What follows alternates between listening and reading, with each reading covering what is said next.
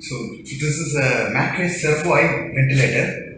So when we turn on the ventilator, it will always show, ask us to do a pre-use check.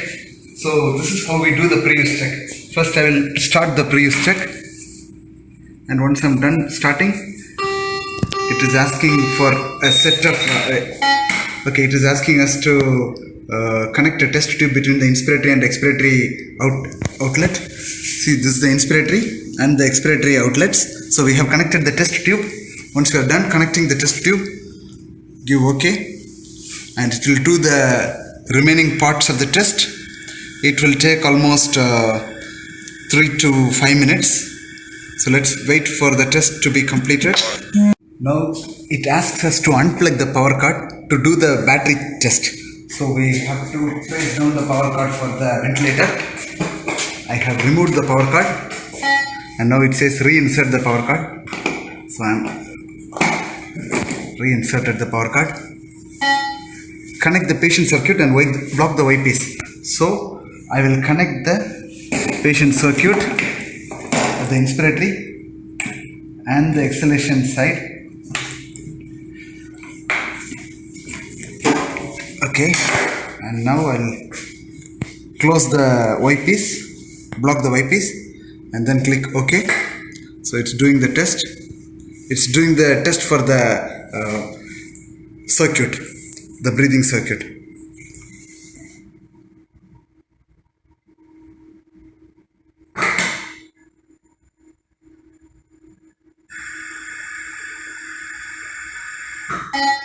Unblock the eyepiece.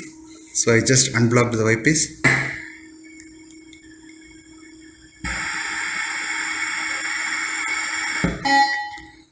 Do you wish to compensate for compressible volume? We will give OK, because we are going to use the same circuit for the patient, and the machine will know that how much compressible this circuit is. Depending on the compressibility of this circuit, the volume will change. So all the tests are passed now. So we'll go to the, do you want to delete? Okay, we'll not delete the old data. Okay, so now it says the main checks are passed, and then we have the patient. I'll give you a overview of this display. In the bottom we have the basic parameters like FiO2 and PEEP and respiration rate and the tidal volume. We could adjust using these rotatory encoders, respective rotatory encoders. And then in the top screen we have the patient type. You could change the patient type if it's adult or a pediatric.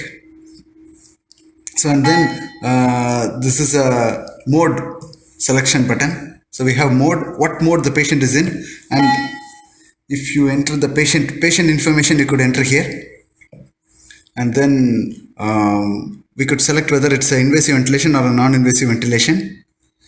If the patient is in ET tube or the tracheostomy tube, we will be using invasive ventilation. And if we select non-invasive ventilation, the screen layout color will change to orange. So we will be using the invasive ventilation. So now we have option to do the settings here. So I will select the volume control, and in the volume control I'll be selecting the basic parameters. These basic parameters I could either select here or here. You know, as I was saying, we have the quick rotatory knob, quick turn knobs. So we could select the basic parameters using here or even here. So touch, rotate and confirm. So, and then we have this I/E, which is inspiratory expiratory ratio, which has the, when I select that, I'll be getting the time, inspiratory time here. So let us, for calculation purpose, we'll keep it as 20. When I keep it as 20, it means 3 seconds for inspiration, 1 second for exhalation. So now we have a ratio of 1:2, and you can see the inspiration time is 0.7 second. The remaining 30 seconds of inspiration, as we know, we have 3 seconds for every breath. Based on this setting, we have 3 seconds for every breath, and of this 3 seconds, I'll now turn this off. Okay, now I have 1 second for inspiration and 2 seconds for exhalation. And if I give a pause time of 10% of the inspiration, okay, 10% of the inspiration time, now we get 30 seconds for, no, 0.30 second for pause, and 70 seconds for inspiration, and remaining 2 seconds for exhalation. So we have the inspiration rise time, and then we have the trigger setting. It could be either flow or pressure. Now it's in flow. So let me go to pressure. So now it's in pressure. So I could increase it to, if you want higher trigger, then you could set it higher flow. Now, if you want higher trigger in the pressure setting, you could select it to the higher trigger in the pressure settings. So we'll keep it in pressure trigger 2. Okay, accept. Once we're done with this settings, we could connect the patient. So once I'm done with the patient, I'll start ventilating. So now in this screen layout, we have the patient settings here. Okay, the airway pressure is high. I'll just select the upper pressure to 45. Okay. So in order to achieve this tidal volume, it needs little high pressure. Okay. So now in this screen layout, we have 3 graphs. On the top, it says what mode the patient is in, and then we have the graphs. These 3 are measuring graph, and the first one is pressure versus time, and the second one, it's in centimeter H2O, and the second one is flow versus time. It is in liter per minute, and seconds. Time always will be in seconds. And the third one is tidal volume versus time. This is a tidal volume versus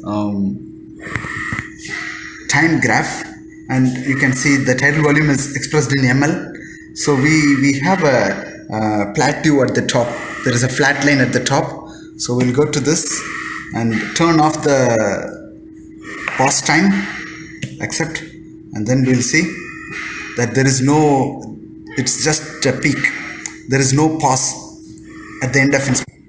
So now we have this waveform screen, and then here we have the setting screen, and this is the monitoring screen. So in this we get the monitored parameters. For example, we have set the FiO2 to 40% and monitoring is 40, which means we are telling the machine to give 40, and it is giving 40. It is re-verifying that whether I am giving 40 or not.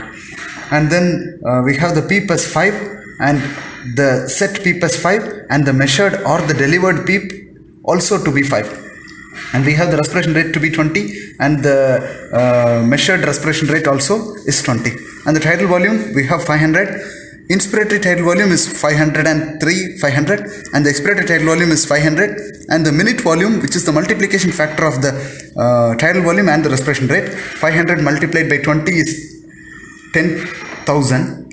And 10,000 is when we express it in milliliter, but when we express it in liter, it is 10. So 10 liter, we can see that we have 10 liter expiratory minute volume, and as we see, we have set the I/E ratio to be 1:2, and you can see that the measured also is 1:2.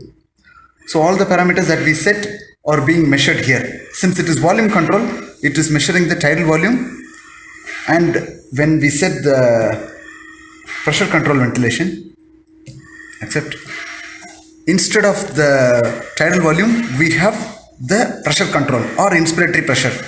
So this is PC above PEEP, which means 21 above 5. So 21 plus 5 is 26. So the inspiratory pressure should be 26, and we can see the setting is as per our the measured is as per our settings, and with this 21 it is able to achieve a tidal volume of 475. It's good. 472. It's good. So in the pressure control ventilation, we will set the pressure instead of the tidal volume. So here the pressure is a known parameter, and the tidal volume is unknown parameter. In the case of volume control, The tidal volume is a known parameter or the set parameter, but the tidal volume is a set parameter, but the pressure is an unknown parameter.